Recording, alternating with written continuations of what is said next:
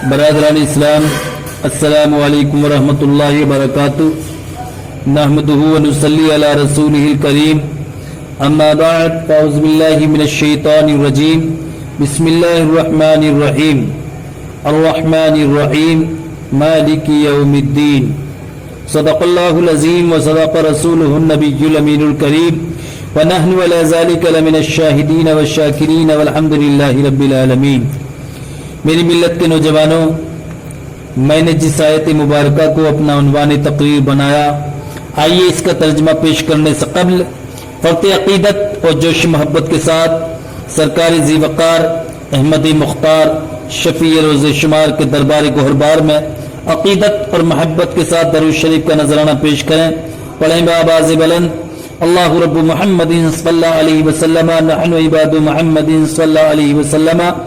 صلاۃ و سلام علیک یا رسول اللہ صلی اللہ تعالی علیہ وسلم۔ میری ملت کے نوجوانوں، میری آج کی اس تقریر کا موضوع ہے کہ وضو میں وہ باتیں جو وضو کو توڑ دیتی ہیں،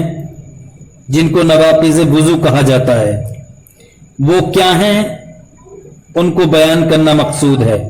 تاکہ پتہ چل جائے کہ کن باتوں سے وضو ٹوٹ جاتا ہے۔ تو بیان کیا جاتا ہے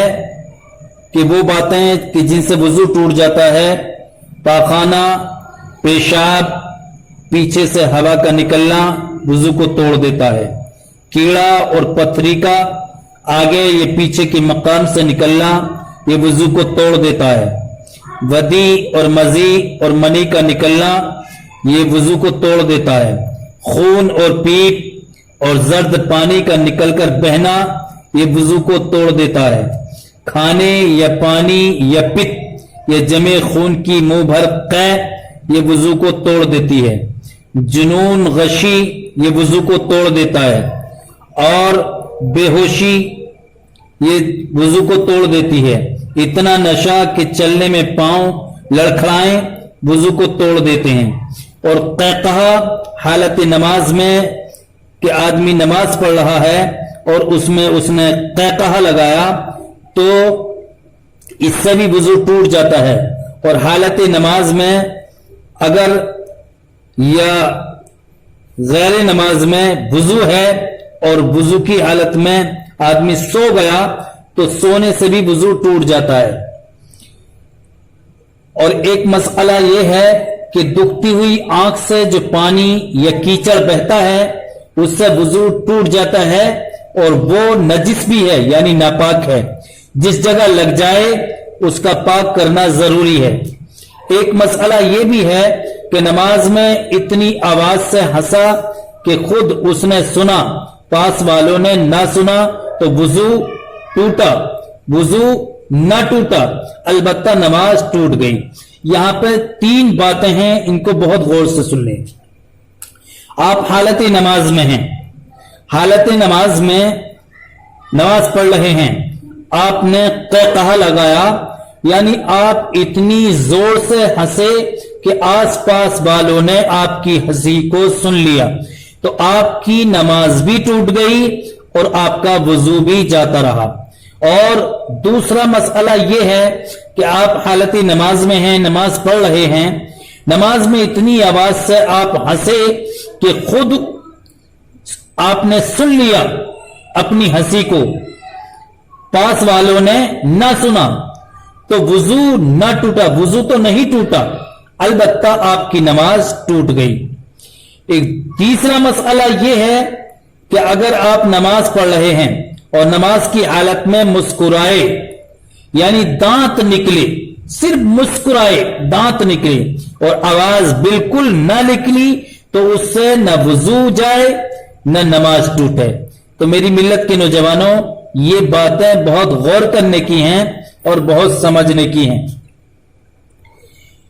ایک مسئلہ یہ ہے کہ جو رطوبت آدمی کے بدن سے نکلے اور وضو نہ توڑے وہ نجس نہیں، جیسے وہ خون جو بہ کر نہ نکلے یا تھوڑی قے جو منہ بھر نہ ہو وہ پاک ہے۔ ایک مسئلہ یہ بھی ہے کہ رال، تھوک، پسینہ मैल पाक हैं। ये चीजें अगर बदन या कपड़े में लगी हों तो नमाज हो जाएगी, लेकिन साफ कर लेना अच्छा है कि इन चीजों से घिन आती है। और जो आंसू रोने में निकलते हैं ना उनसे वुजू टूटे न वो नजिस हैं। जो रोने में निकलते हैं हालत नमाज में या हालत दुआ में आप रो रहे हैं और आंसू निकल रहे हैं तो उनसे ना तो नमाज टूटे और ना ही वो नजिस हैं।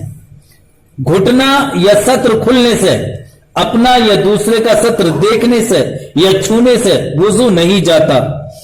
दूध पीते बच्चे ने तय की इन्हें उल्टी की, अगर वो मुंह भर है तो नजिस है यानी नापाक है। दिरहम से ज्यादा जगह में जिस चीज को लग जाए नापाक कर देगा। लेकिन अगर ये दूध मैदे से नहीं आया बल्कि सीने तक पहुंचकर पलट आया है तो पाक है। मसला एक ये है कि वुजू के बीच में वुजू टूट गया, फिर से वुजू करे, हत्ता कि अगर चुल्लू में पानी लिया फिर हवा निकली, ये पानी बेकार हो गया, इससे कोई उज्व ना धोए। तो मेरी मिल्लत के नौजवानों, ये वो बातें थी जिनको नवाकिज़ वुजू यानी वुजू तोड़ने वाली बातें कहा जाता है। इनको बहुत अच्छे से गौर से सुने और सुनने के बाद इन पर अमल करने की कोशिश करें। अस्तगफिरुल्लाह रब्बी मिन कुल्ली ज़ंबि व खतीयतिन व अतूबु इलैहि व मा अलैना इल्लल बलागुल मुबीन। अस्सलामु अलैकुम।